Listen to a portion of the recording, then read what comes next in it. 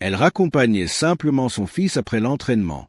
Pas de caméra, pas de foule, juste une maman tranquille en t-shirt et un garçon de 10 ans avec un ballon de football sous le bras. Mais c'est alors que les deux hommes sont arrivés, bruyants, moqueurs, cherchant quelqu'un à bousculer. Et quand ils ont posé les mains sur elle, elle n'a même pas levé le petit doigt lorsque l'homme l'a giflé. Là, en plein jour, sous les yeux de son fils de 10 ans. Et quand la foule a retenu son souffle, quand le garçon a crié et s'est accroché à son flanc, elle n'a pas riposté. Elle a juste murmuré 3 mots à son fils. « Reste derrière moi !»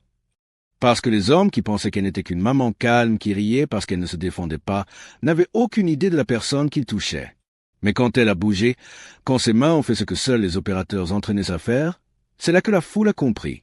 Maintenant, avant de vous montrer exactement comment cela s'est déroulé et le moment où ils ont finalement réalisé que sa mère était une névicile, laissez un commentaire pour nous dire d'où vous regardez cette vidéo dans le monde. Cliquez sur j'aime, abonnez-vous et activez la cloche, car ce qu'ils ont commencé, elle l'a fini. Le parking devant le Fairview Plaza sentait toujours l'herbe coupée et la chaleur des moteurs à 7 heures de la journée. L'école était finie. Les parents étaient sortis de la base. Et le soleil de fin d'après-midi tombait bas sur les pare-brises et les chaînes de magasins. Ce n'était pas le genre d'endroit où l'on s'attend à ce que quelque chose de violent se produise. Le lieutenant-commandant Sienna Maddox sortit du pressing avec une housse d'uniforme pliée sur l'épaule et le sweat à capuche de son fils serré dans son autre main. Elle portait un pantalon cargo civil, un t-shirt bleu marine délavé rentré à la taille et des lunettes de soleil à effet miroir qui faisaient la moitié de la conversation pour elle. Son fils, Théo, sautillait 2 pas devant elle, un ballon de football coincé sous le bras et des taches d'herbe encore maculées sur son tibia. « Tu as dit qu'on pourrait prendre un smoothie après ?» dit-il sans se retourner. « Tu dis ça comme si j'avais oublié » répondit Sienna, le rattrapant avec un demi-sourire. « Mais tu avais aussi dit que tu ne ferais pas de tacle glissé pendant la récréation aujourd'hui. » Il se tourna, souriant. Ce n'était pas un vrai tacle glissé, juste une décélération contrôlée. Ce n'est pas un mot qu'un enfant de 10 ans devrait utiliser après être tombé sur du béton. Ils traversèrent vers la boutique de smoothie au coin de la rue, passant devant une file de voitures garées et quelques adolescents en skateboard qui zigzaguaient entre les retours de caddie. C'était le genre de rythme lent et dérivant dans lequel chaque banlieue adjacente à une base militaire s'installait entre 16 heures et l'heure du dîner.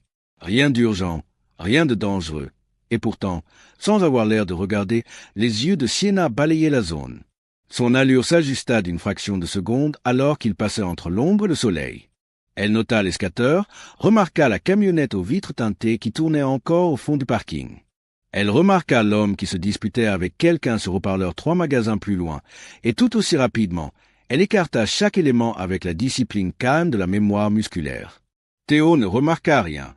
Il était au milieu d'une phrase sur l'exposition scientifique de son école lorsqu'il s'arrêta pour ajuster les lacets de sa basket. Sienna tendit instinctivement le bras pour le guider vers elle. Rien de dramatique, juste un placement protecteur, subtil, constant, comme si elle suivait toujours des vecteurs, même en temps de paix. La porte de la boutique de smoothie était maintenue ouverte par une pierre peinte.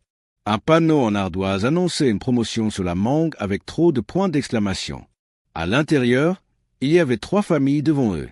Une fille avec un appareil dentaire demanda du lait d'avoine. Un père en uniforme donna à son tout-petit la dernière gorgée de fraise banane. « Va prendre une table près de la fenêtre » dit Sienna en effleurant l'épaule de Théo. Il partit vers le coin. Elle resta en retrait pour commander.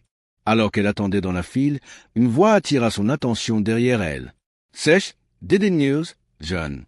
Bouge-toi, la dame. » Sienna se décala calmement sur le côté, sans répondre, juste assez pour laisser passer 2 jeunes hommes, début de la vingtaine, casquette de baseball basse, marchant avec arrogance et parfum bon marché.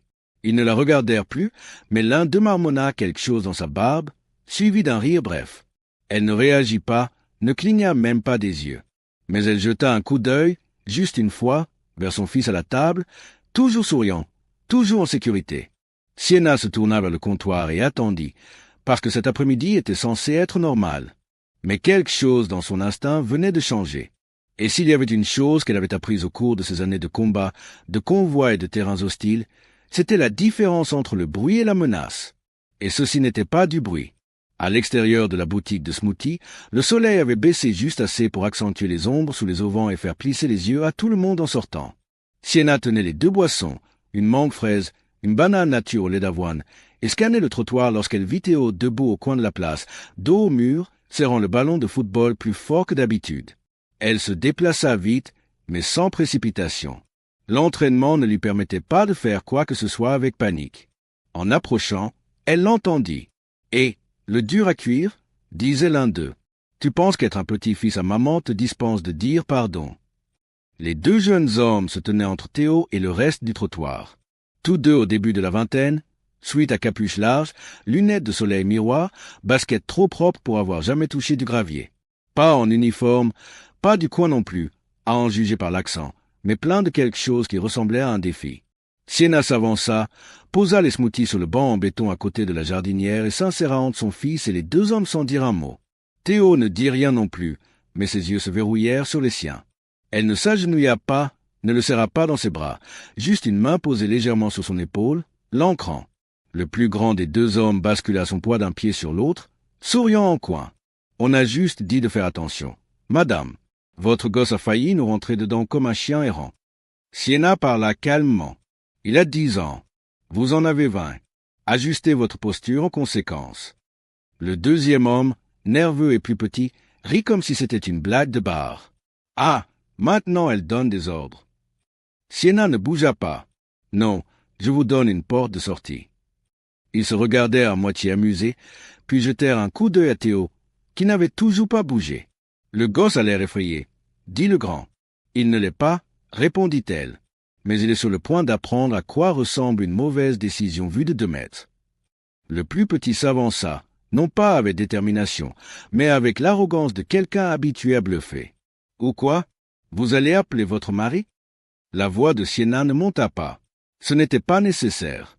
« Il ne prend plus ses appels, » dit-elle. « Mais moi, si. » Cela les fit marquer une pause d'une demi-seconde. Mais c'était le danger avec les lâches qui jouaient la confiance. Ils ne savaient souvent pas quand la marée tournait avant qu'elle ne les emporte vers le fond. Le grand type ricana et se tourna vers Théo. « Peut-être que la prochaine fois tu diras désolé, gamin. » Il s'avança. Peut-être pour lui tapoter la tête. Peut-être pour toucher le ballon. Ce fut la première fois que Théo tressaillit. Sienna s'interposa entre la main et son fils si vite que l'homme l'enregistra à peine. « Reculez, » dit-elle sèchement. Le changement était microscopique, seulement une posture. Ses épaules au carré, sa tête inclinée de 5 degrés vers la gauche, ses talons alignés sous elle comme une plateforme. Mais c'était suffisant pour quelqu'un qui observait. Un homme plus âgé assis près de la boulangerie observait depuis le début. Il posa son café. Les deux hommes ne bougèrent pas encore. Ils jouaient toujours. Théo leva les yeux. « Maman !» Sienna ne baissa pas les yeux. Elle ne rompit pas le contact visuel. « Reste derrière moi », dit-elle, pas fort, pas en colère, juste définitif. Et à ce moment-là, l'équilibre de la rue changea. La foule ne savait pas pourquoi, mais les hommes étaient sur le point de le découvrir. La place était devenue silencieuse, de la manière dont les lieux publics le deviennent quand quelque chose de tendu commence à prendre forme, mais que personne ne sait comment cela va finir. Une roue de poussette couina quelque part derrière la boutique de smoothie. Un caddie cogna contre un trottoir. Même les skateurs s'étaient arrêtés. Planche basculée sur le côté, yeux mi-fixés sur la confrontation qui avançait au ralenti. Le plus grand homme changea de position, amusé maintenant, enhardi par l'attention silencieuse qui s'accumulait aux abords du trottoir. Il inclina le menton vers le bas, regardant Sienna comme on regarde un problème qu'on pense inoffensif. « Vous êtes vraiment sérieuse pour quelqu'un qui bloque un trottoir ?» dit-il. « Laissez votre gamin parler pour lui-même. » « Il n'a pas besoin de le faire, » répondit-elle d'un ton égal. « Et vous non plus. » Le nerveux renifla. « Tu entends ça? Elle pense qu'elle commande. » Théo resserra sa prise sur le ballon de football jusqu'à ce que les coutures craquent. Ses épaules s'étaient rentrées, menton baissé, mais ses yeux n'avaient pas quitté sa mère. Il connaissait ses postures, connaissait cette immobilité. Il l'avait déjà vue. Une fois quand un étranger lui avait crié dessus dans une épicerie. Une autre fois quand un chien s'était précipité trop vite vers lui au parc. Mais il n'avait jamais vu ce qui se tenait devant eux maintenant. Le plus grand homme s'avança encore, plus près cette fois. Sa voix baissa, toujours arrogante, mais teintée de quelque chose de défensif. « Vous voulez du respect ?» dit-il. « Commencez par apprendre à votre gamin à regarder où il va. » Sienna ne releva pas l'insulte. Au lieu de cela, elle regarda brièvement Théo. Ses yeux s'adoucirent juste assez pour qu'il puisse lire ce dont il avait besoin.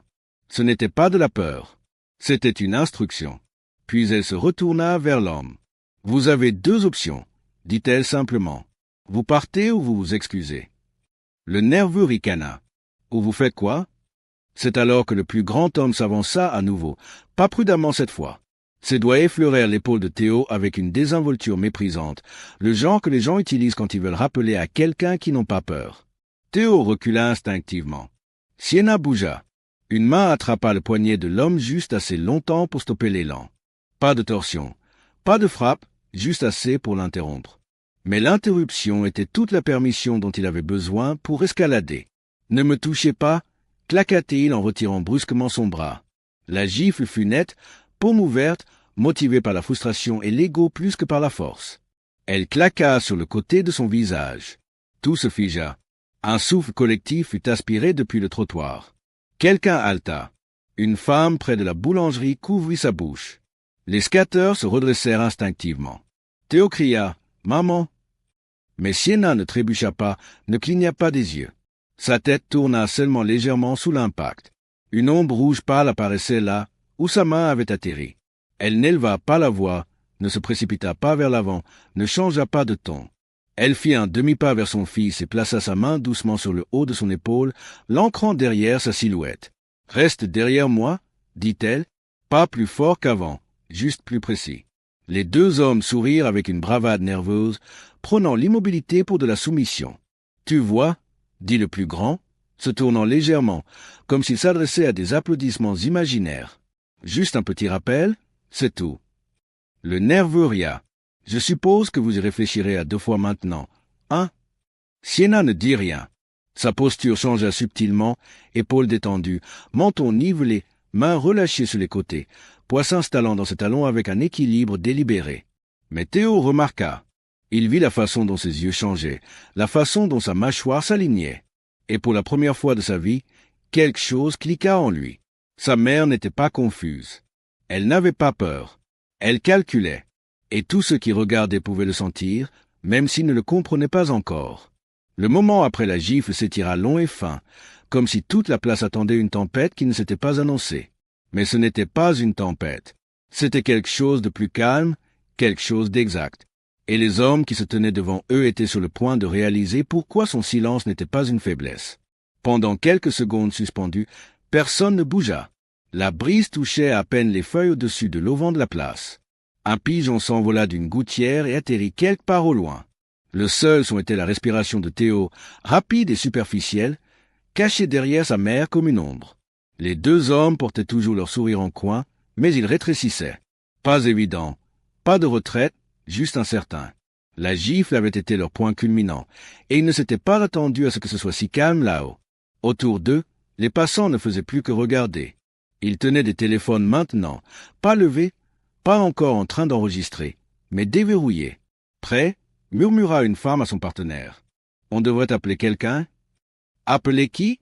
répondit-il. « Je pense qu'elle est sur le point de gérer ça. » Derrière le banc près de la boutique de smoothie, l'homme plus âgé de tout à l'heure, un cher retraité si la posture disait quelque chose, ajusta sa casquette et se pencha légèrement en avant. Il n'intervenait pas. Il observait attentivement. Le plus grand homme fit un autre pas en arrière comme s'il s'étirait les bras, jouant la décontraction. « Vous allez dire quelque chose, madame ?» demanda-t-il. Les yeux de Sienna ne bougèrent pas. Sa respiration avait changé. Pas plus forte, pas plus rapide, juste plus profonde. Régulée au niveau du diaphragme. Le genre de respiration qu'un tireur d'élite prend avant un tir. Le genre qu'un plongeur utilise quand les secondes comptent. Théo remarqua. Il regarda la ligne de ses épaules se détendre, ne pas s'affaisser, juste se dérouler, comme si elle lâchait quelque chose que personne d'autre ne pouvait voir. Le nerveux plissa les yeux vers elle. « Quoi, vous faites du yoga ou un truc du genre ?» Elle cligna des yeux une fois, lentement. « Vous ne voulez pas savoir ?» dit-elle.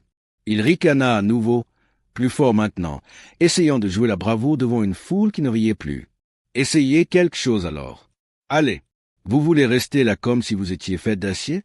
Voyons ça. » Le plus grand intervint, la voix se resserrant. « Ouais, tu penses que tu es intouchable parce que tout le monde regarde? Frappe-moi en retour. Vas-y. » Sienna ne répondit pas. Elle ne bougea pas vers eux, mais elle ne restait pas immobile non plus. Ses pieds se décalèrent minutieusement. Son poids sangla. Ses hanches rentrèrent d'un demi-degré. Une douzaine d'ajustements microscopiques qu'aucun civil ne remarquerait, mais que quiconque entraîné reconnaîtrait immédiatement. Théo le sentit. Elle n'avait pas besoin de dire un mot. Il recula d'un demi-pas par instinct, tenant le ballon à deux mains maintenant comme s'il pouvait l'ancrer. Il n'avait pas peur d'elle. Il était en admiration devant elle. « Maman » chuchota-t-il. Elle inclina la tête juste assez pour que sa voix l'atteigne sans que personne d'autre n'entende. « Les yeux ouverts » dit-elle. « Ne détourne pas le regard. » Ce n'était pas une leçon. C'était une permission. Au bord de la foule, un homme en uniforme, sécurité de la base ou peut-être en repos, s'était doucement avancé.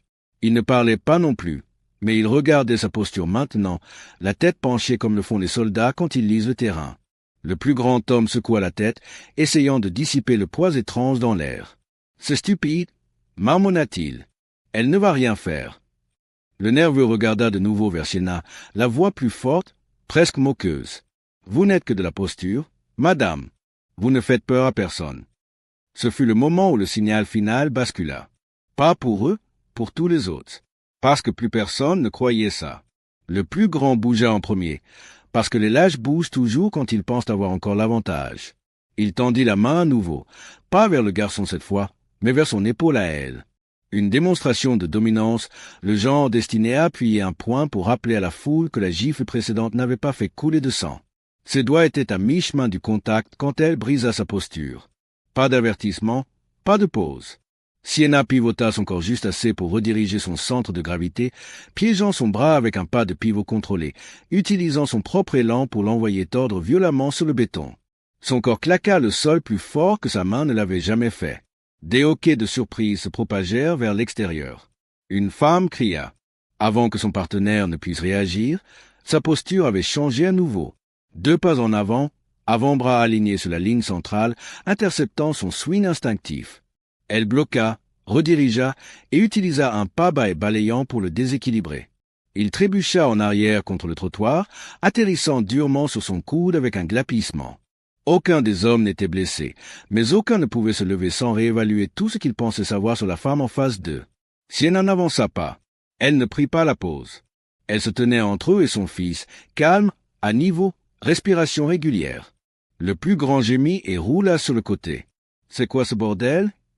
Elle le coupa avec 3 mots. « Vous avez fini ici. » Le nerveux commença à se relever, le visage rouge d'un mélange de douleur et de confusion. « Tu crois que tu peux juste ?» Elle ne le laissa pas finir. « Reculez. » Sa voix n'était pas forte, mais elle était définitive. Elle l'arrêta plus vite qu'une sirène. Tout autour, les téléphones filmaient maintenant. La foule avait formé un demi-cercle lâche. Des mères avec des poussettes, des adolescents figés au milieu d'une gorgée. Un barista de la boutique de smoothie à moitié sorti de la porte avec une main sur son tablier. Aucun d'entre eux n'avait l'air amusé parce que ce qu'ils venaient de voir ne correspondait pas à ce qu'ils attendaient. L'homme plus âgé près du banc se leva finalement, les bras croisés. « Eh bien, ça, dit-il dans sa barbe, ce n'était pas une amatrice. » Les 2 hommes à terre étaient assis, hébétés sur le béton, clignant des yeux vers le ciel comme si le soleil les avait trahis. Ils ne parlaient plus. Sienna ajusta son poids, les yeux scannant la zone, calculant les risques. Son pouls restait bas. Sa posture était toujours neutre, comme dans les manuels. Derrière elle, Théo n'avait pas bougé, mais il n'avait plus peur. Sa petite voix brisa le silence, à peine au-dessus d'un murmure. « Maman, où est-ce que tu as appris ça ?» Elle tourna légèrement la tête, juste assez pour établir un contact visuel. « Au travail ?» Un couple au fond de la foule gloussa, ne sachant pas s'il était sourd de rire. Le nerveux essaya à nouveau de se lever, cette fois avec moins de colère, plus d'incrédulité. « Vous êtes folle ou quoi ?» Sienna ne le regarda pas, mais sa voix l'atteignit comme un ordre résonnant encore d'une chaîne de commandement. « Essayez quoi que ce soit d'autre et la prochaine chose que vous ressentirez sera du regret, pas de la douleur. » C'était la façon dont elle le disait qu'il arrêta, non pas comme une menace, mais comme une promesse. Il retomba sur le trottoir et détourna le regard. La foule ne regardait plus les 2 hommes. Il la regardait elle, non pas pour le drame, mais pour la preuve, et elle ne leur en donna aucune. Pas de sourire, pas de rictus, pas de gloire. Elle recula simplement vers son fils, prit le gobelet de smoothie sur le banc et le lui tendit. Théo le prit à 2 mains. « Encore froid », dit-il comme si cela comptait d'une manière ou d'une autre. Sienna hocha la tête. « C'est parce que j'ai bougé vite. » Et quelque part derrière eux, le plus grand réalisa enfin. Elle n'avait pas riposté. Elle avait tout contrôlé depuis le début. Il fallut près de 30 secondes avant que quelqu'un dans la foule ne parle à nouveau. Et quand ils le firent, ce ne fut pas fort. Un homme portant un t-shirt gris des marines, appuyé contre un lampadaire, hocha la tête lentement, presque pour lui-même. Puis il le dit, pas aux hommes au sol, pas même à Sienna, mais assez fort pour que l'air l'entende. Ce n'est pas n'importe qui. C'est une Navy SEAL. Ce n'était pas une supposition. C'était une reconnaissance. Le genre qui ne venait pas de YouTube ou des rumeurs. Il avait déjà vu ce genre de mouvement.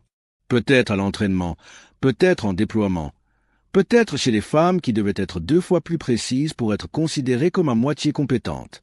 Mais quand il le dit, personne dans la foule ne le remit en question parce qu'au fond, il le savait déjà. Sienna ne s'était pas défendue. Elle avait contrôlé toute la situation avec une retenue chirurgicale. Et maintenant, le silence n'était pas confus. Il était révérencieux. Le nerveux était toujours assis sur le trottoir, son sweat à capuche à moitié retiré comme s'il ne pouvait pas décider s'il voulait paraître plus grand ou disparaître. Le plus grand était calme maintenant, agenouillé, frottant ses côtes sans la regarder. Il savait, même s'il ne connaissait pas encore le mot pour ça, il savait. Théo se tenait à côté de sa mère maintenant, les yeux fixés sur la foule. Les gens ne fixaient plus. Il s'ajustait juste, recalculant qui elle était vraiment. « C'est vrai ?» demanda-t-il doucement. « Ce que ce type a dit. » Sienna ne répondit pas tout de suite. Elle prit une lente respiration, regardant une mère éloigner sa fille vers la voiture, chuchotant quelque chose dont l'enfant se souviendrait dans les années à venir. Finalement, Sienna baissa les yeux vers son fils. Sa voix était plus calme qu'elle ne l'avait été tout l'après-midi. « Oui. » Théo la dévisagea. « Tu es une Navy SEAL. »« Je l'étais. »« Pendant combien de temps ?»« Un moment. » Sa bouche s'ouvrit comme s'il allait en demander plus. Mais les mots restèrent coincés quelque part entre l'étonnement et quelque chose de plus profond. Il regarda de nouveau vers les 2 hommes, maintenant complètement mis sur la touche, la performance ayant disparu d'eux. « Ils t'ont frappé, » dit-il. Elle hocha la tête une fois. « Ils ont fait une erreur. » Il hésita. « Tu aurais pu leur faire pire. »« J'aurais pu, » dit-elle, « mais alors je ne serais pas ta mère. Je serais juste quelqu'un qui se bat. » Théo baissa les yeux sur son smoothie, puis les releva. « Tu n'as pas riposté. »« Je n'avais pas à le faire, » répondit-elle, « parce que je n'étais pas là pour gagner. »« Alors pourquoi ?» Elle le regarda d'un air égal. Pour enseigner. De l'autre côté du trottoir, l'homme plus âgé en chemise marine s'avança. Il porta 2 doigts à son front dans un salut net et silencieux. Rien d'exagéré, juste 2 personnes qui comprenaient le poids derrière ce geste. Sienna lui retourna un signe de tête subtil, non par fierté, mais par respect. La foule commença à se disperser naturellement, comme une marée se retirant après une crue. Personne n'applaudit, personne ne fit de bruit. Mais personne n'oublia, et les 2 hommes qui s'étaient autrefois tenus grands dans la moquerie étaient maintenant assis tranquillement dans leur propre silence. Ils ne demandèrent pas d'aide, n'exigèrent pas d'excuses, car le regard sur le visage de Sienna leur disait qu'ils avaient de la chance que la leçon soit venue avec de la retenue et non du regret. La voiture de police arriva avec ses gyrophares, mais sans sirène, les pneus crissant lentement sur la boucle de briques rouges de la place. Elle n'avait pas été appelée par Sienna, ni par aucun membre de la foule. Juste un employé de la pharmacie voisine qui avait vu la bousculade, entendu la gifle et décidé d'appeler sans attendre de voir comment cela finirait. 2 officiers sortirent. Bleu standard de banlieue. Pas militaire, un homme, une femme. Alerte, mais pas agressif. Leurs yeux scannèrent la zone. D'abord vers les 2 hommes toujours assis sur le trottoir, puis vers Sienna, debout calmement à côté de son fils, qui n'avait pas lâché le smoothie. « Que s'est-il passé ici ?» demanda l'officier masculin. Sienna ne répondit pas en premier. Ce fut l'homme au t-shirt des marines. « Madame a désamorcé une situation, » dit-il en désignant la paire à terre. Ces 2-là sont entrés en contact avec son fils. Elle est intervenue. Ils ont escaladé. Elle a répondu avec précision. L'officier féminin regarda de lui à Sienna. « C'est vous qui avez été frappé. » Sienna fit un simple signe de tête. « Des blessures ?»« Non. » Le plus grand homme au sol grogna. « Elle m'a jeté sur le béton. » Le marine rit doucement. Non, fils, tu t'es jeté toi-même. Elle a juste laissé la gravité finir le travail. Les officiers s'approchèrent de Sienna et Théo. Madame, nous aurons besoin de votre nom pour le dossier, dit doucement l'officier féminin. Les témoins ont déjà dit que vous n'aviez rien provoqué. Mais Sienna produisit sa carte d'identité sans un mot, l'attendit. L'officier baissa les yeux. Ses sourcils se levèrent légèrement. Lieutenant-commandant, demanda-t-elle. Retraité? Groupe d'opérations spéciales? Résidents locaux sur la base? L'autre officier cligna des yeux. Vous êtes Navy Seal. Sienna hocha la tête une fois. Ancienne. Ils se regardèrent tous les deux, puis retournèrent vers les hommes sur le trottoir. Le nerveux essaya de parler. Elle n'a pas dit ça au début. Elle ne devrait pas avoir besoin de le faire, marmonna le marine derrière eux. Les officiers bougèrent méthodiquement maintenant. Les dépositions furent prises. Plusieurs passants s'avancèrent, offrant des résumés brefs mais unifiés de ce qui s'était passé. Pas d'exagération, juste des faits. Elle les a prévenus, leur a donné des chances. Ils ont touché son fils en premier. Elle n'a pas commencé. Une femme remit un fichier vidéo déjà envoyé par AirDrop sur son téléphone. L'officier masculin se tourna vers Sienna alors que la scène se calmait. « Souhaitez-vous porter plainte ?» Sienna baissa les yeux vers Théo. Ses yeux s'étaient stabilisés, la peur précédente remplacée par quelque chose de plus profond. La compréhension. Elle regarda l'officier. « Non, dit-elle, je n'ai pas besoin qu'il soit inculpé. J'ai besoin qu'il se souvienne. » Les officiers marquèrent une pause. Puis la femme dit « Compris ?» Théo tira sur le t-shirt de sa mère. « Pourquoi pas ?»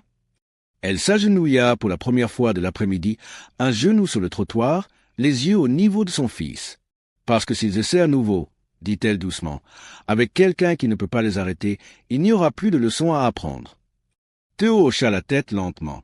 Elle se releva, grande, composée, intouchée. Le plus grand homme la regardait maintenant, pas en colère, pas défensif, juste conscient. Pour la première fois de la journée, il semblait reconnaître à qui il parlait. Le marine s'approcha tranquillement et offrit à Sienna un bout de papier plié. « Qu'est-ce que c'est ?» demanda-t-elle. « Conseil local des ressources pour vétérans. Nous faisons de la sensibilisation communautaire. Si jamais vous voulez parler à l'école ou faire du mentorat, nous serions fiers de vous avoir. » Elle l'accepta d'un signe de tête. « J'y réfléchirai. » Les officiers accompagnèrent les deux hommes vers la voiture de patrouille. Pas menottés, mais avec un silence qui n'avait pas besoin d'acier pour ressembler à une conséquence. Alors qu'ils s'éloignaient, la petite foule se dispersa complètement, et la place retourna à son bourdonnement normal. Seulement maintenant elle portait un ton différent, plus calme, plus alerte, parce qu'il venait de voir quelque chose de rare. Pas de la force, pas de la vengeance, du contrôle. La place était presque vidée au moment où Sienna et Théo recommencèrent à marcher. Personne ne les arrêta. Personne ne posa de questions. Et pourtant chaque passant offrit un signe de tête subtile, une de ces rares reconnaissances entre étrangers qui viennent d'être témoins de quelque chose pour lequel ils n'ont pas tout à fait les mots. Théo resta près d'elle, tenant son smoothie d'une main, le ballon de football coincé sous l'autre bras. Sa marche était plus lente maintenant, pas fatiguée, pas effrayée, juste pensive. Ils ne parlèrent pas au début. Sienna ne sentait pas le silence. Elle ne l'avait jamais fait. Elle marchait comme elle se battait. Mesurée, alerte, présente. Théo brisa finalement le silence. « Pourquoi tu ne me l'as pas dit avant ?» Elle ne demanda pas ce qu'il voulait dire. Elle savait. « Que j'étais une Seal ?» demanda-t-elle. Il hocha la tête. « Ou que tu pouvais faire tout ça. Le combat, le calme, tout. » Elle eut un faible sourire sans baisser les yeux. « Parce que ce n'est pas qui je suis tout le temps. C'est juste ce que je suis entraîné à faire quand c'est nécessaire. Mais ce type t'a frappé. »« J'ai déjà été frappé avant, » dit-elle. « Ça ne t'a pas mise en colère ?» Sienna prit une respiration, puis répondit prudemment. « Ça m'a rendu alerte. Ce n'est pas la même chose qu'être en colère. » Théo baissa les yeux. « Je pensais que tu le frapperais en retour tout de suite. »« J'aurais pu, » dit-elle, « mais alors il n'aurait rien appris, et toi non plus. » Théo leva les yeux vers elle, ses yeux plus clairs qu'ils ne l'avaient été toute la journée. « Tu n'essayais pas de gagner. »« Non, » dit-elle, « j'essayais de te montrer ce qu'il ne faut pas devenir. » Ils passèrent devant le banc vide où les smoothies avaient été posés pour la première fois. Le soleil avait plongé derrière la ligne de toit éloignée, projetant maintenant de longues ombres sur le côté de la rue commerciale. Sienna ajusta son allure pour que Théo reste juste devant, observant subtilement la façon dont il se portait. Il n'avait pas l'air secoué. Il avait l'air plus vieux. Ils atteignirent la voiture et Sienna la déverrouilla avec un bip de la télécommande. Elle ouvrit la porte arrière pour lui, attendit qu'il se glisse à l'intérieur, puis lui tendit la dernière des serviettes de sa poche. Il s'essuya les mains, puis se pencha en avant alors qu'elle fermait la porte. Avant qu'elle ne monte sur le siège conducteur, il parla à nouveau. « Est-ce que tu vas le dire à quelqu'un » Elle s'arrêta, une main sur la poignée de porte. « Non, dit-elle, mais je pense qu'ils l'ont déjà fait. » Le sourire qui traversa son visage n'était pas large, mais c'était le genre qui durait. Parce que pour la première fois de sa vie, il comprenait quelque chose que la plupart des enfants ne comprennent que bien plus tard. Sa mère n'était pas seulement celle qui préparait ses déjeuners, signait ses autorisations et lui disait de porter son casque. Elle était quelqu'un que les gens sous-estimaient une fois et plus jamais. Sienna se glissa sur le siège conducteur, vérifia le rétroviseur et démarra le moteur. Alors qu'il sortait de la place, la dernière chose qu'elle vit fut l'homme au t-shirt des Marines toujours debout devant la boulangerie, les regardant partir. Il ne fit pas de signe de la main, mais il hocha la tête une fois. Elle aussi. Et puis elle continua sa route. Seriez-vous resté calme si quelqu'un avait levé la main sur vous juste devant votre propre enfant? Pensez-vous que la vraie force se montre par le contrôle ou la vengeance? Laissez vos réponses dans les commentaires. Je lis chacun d'entre eux. Et si cette histoire vous a rappelé à quoi ressemble la vraie discipline, allez-y et appuyez sur ce bouton j'aime. Assurez-vous d'être abonné à Cohésion Interne avec la cloche activée pour ne jamais manquer une mission. Partagez cette vidéo avec quelqu'un qui pense encore que le silence signifie la reddition. Et pendant que vous êtes ici, ne partez pas tout de suite. Notre prochaine opération est déjà sur votre écran. Regardez-la maintenant et je vous verrai demain. Même heure, même endroit.